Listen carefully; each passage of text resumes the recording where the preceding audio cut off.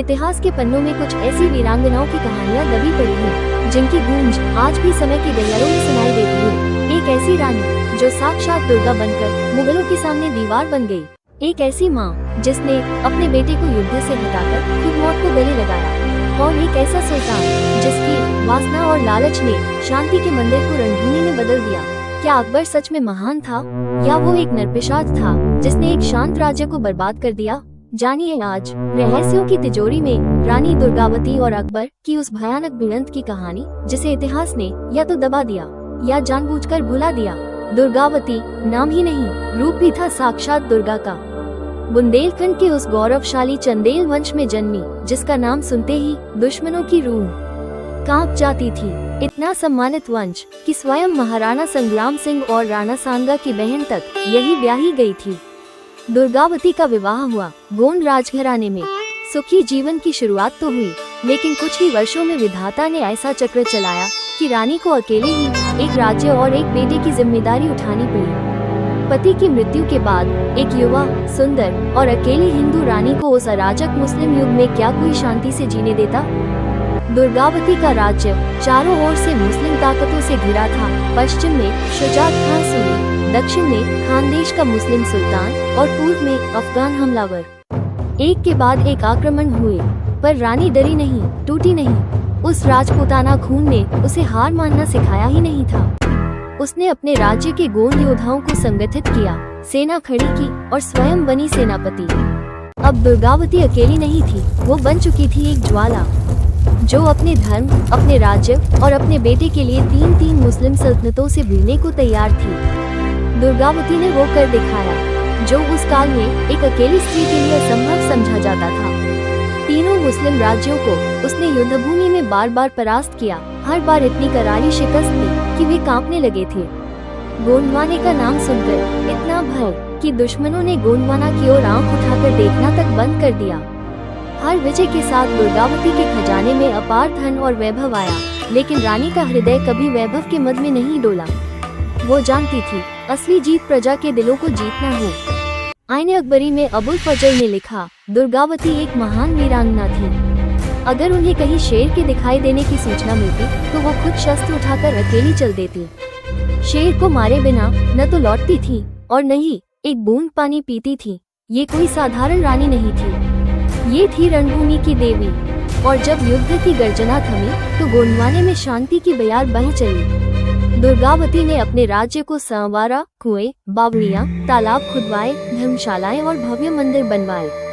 राज्य में समृद्धि का सूरज उगाया। धीरे धीरे प्रजा के दिलों पर भी उसका राज्य स्थापित हो गया। लोग अब उसे रानी नहीं, देवी मानने लगे थे। सुख शांति का दुश्मन बना अकबर। गोंडवाना एक हरियाली से भरपूर समृद्ध प्रदेश, जहां न कभी सूखा पड़ा न कभी भूखमरी आई। और रानी दुर्गावती की वीरता ने दुश्मनों के दिल में ऐसा डर बैठा दिया था कि बरसों तक युद्ध की कोई आहट भी नहीं हुई। हर ओर शांति थी, व्यापार फल फूल रहा था। यहाँ तक कि हरियाणा और राजस्थान से व्यापारी समुदाय अब गोंडवाना को अपना नया घर बना रहे थे। ये वही समय था जब गोंडवाना भारत का धनी हृदय बन चुका था। धन दौलत, वैभव, संस्कृति सब कुछ यहाँ खींचा चला आ रहा था। इन्हीं शांत पलों में दुर्गावती का लाल वीर नारायण अब 18 वर्ष का हो चुका था। माँ ने चाहा कि वो अब राजपाट संभाले, लेकिन उस रणबांकुरे ने विनम्रता से इनकार कर दिया। फिर तय हुआ कि अब उसके विवाह का समय आ चुका है। दुर्गावती ने पुरबिड़ा की अपूर्व सुंदर राजकन्या के लिए विवाह प्रस्ताव भेजा और सहमति भी आ गई। पर उसके साथ एक चेतावनी भी थी। राजा पुरबिड़ा ने कहा, अकबर का संदेश आया है कि समस्त राजाओं को अपनी पुत्रियां आगरा भिजवानी होंगी। हमने मना कर दिया है, इसलिए विवाह की रस्म गढ़कटान में हो तो बेहतर रहेगा। दुर्गावती सहमत हुई। राजकन्या गढ़कटान पहुंचा दी गई। लेकिन कहानी में असली मोड़ तो अब आता है। अकबर के गुप्तचर, जिन्हें लोग फकीर समझते थे, वे पूरे भारत में फैले हुए थे। और जैसे ही खबर मिली कि एक सुंदर राजकन्या गोंडवाना पहुंच चुकी है, तो लहू में डूबा हुआ लोभी बादशाह अकबर, जो सुंदर स्त्रियों और धन का भूखा था, उसने बुंदेलखंड में डेरा जमाए हुए कड़ा के सूबेदार आसफ खां को आदेश दिया, गोंडवाने पर चढ़ाई करो। 1564 का वो वर्ष जब धरती कांपी थी, जब गोंडवाना की रानी बनी थी मृत्यु के तूफान से टकराने वाली दीवार, 50,000 मुगल घुड़सवारों के साथ आसफ खान ने गोंडवाने की धरती को रौंदने की ठानी। नगर ग्राम जलाए जाने लगे और मुगलों के अत्याचार की कहानियां अफवाहों की तरह फैलने लगी। अकबर के गुप्तचर फकीरों के वेश में गोंडवाना की जड़ों में जहर घोल रहे थे। रानी दुर्गावती की सेना के कुछ कायर सैनिक डर के साए में उसे छोड़कर भाग खड़े हुए। फिर शुरू हुआ इतिहास का सबसे असामान्य युद्ध। गढ़ामंडला के मैदान में मात्र 20,000 हिंदू घुड़सवार और 1,000 हाथियों के साथ रणभूमि में उतरी रानी दुर्गावती। मुगलों के पास जय लगते थे, लोहे के कवचों से ढकी हुई देही थी और संख्या में 2.5 गुना ज्यादा था। पर क्या रानी डरे? नहीं, वो तो खुद युद्ध की ज्वाला बनी थी।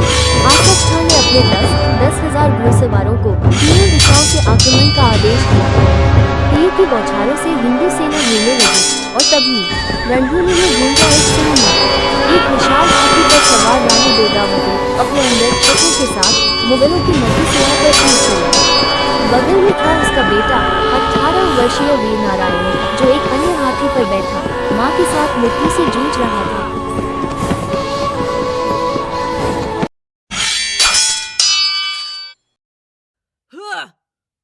शाम होते होते सभी थक चुके थे।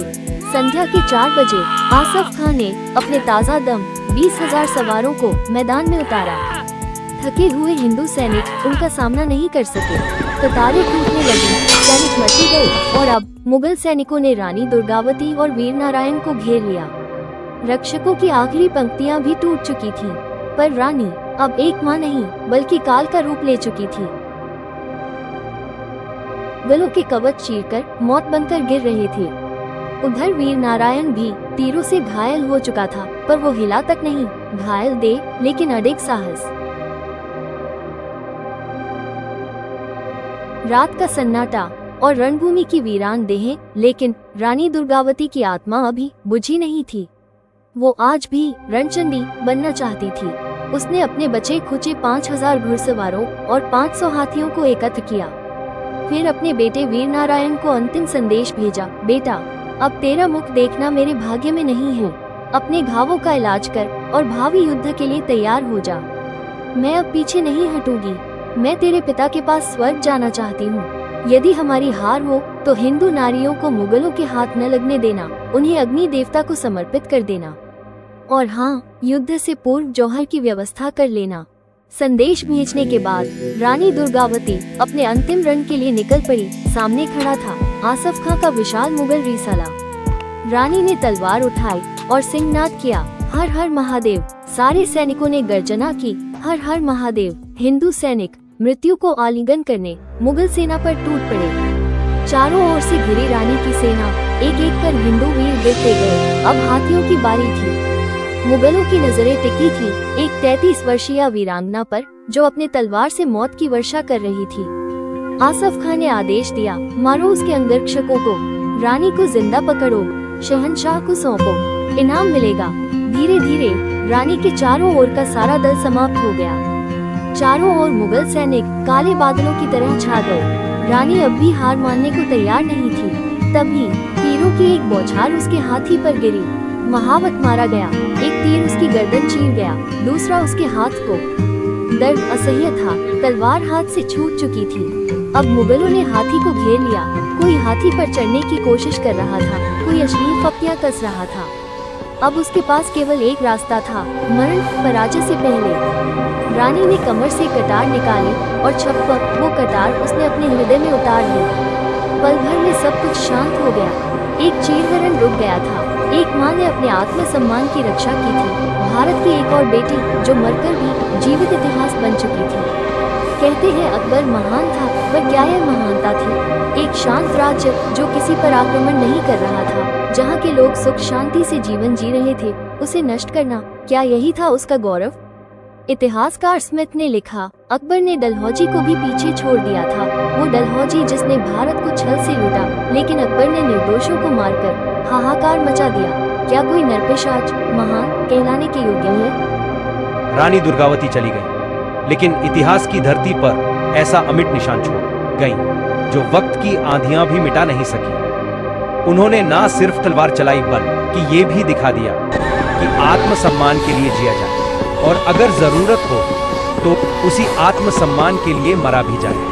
आज हम उन्हें कितने नामों से जानते हैं, वीरांगना, मां, शेरनी, देवी, लेकिन अफसोस इतिहास उन्हें उतनी जगह नहीं देता जितनी उन्होंने अपने लहू से अर्जित की। और वहीं दूसरी ओर जिसे इतिहास ने महान कहा, वो किसी वीरता से नहीं बल्कि निर्दोषों की चीखों और स्त्रियों की अस्मित आरौंदने से बड़ा बना। अब फैसला आपको करना है, इतिहास में वास्तविक महानता किसकी थी? आप देख रहे हैं रहस्यों की तिजोरी।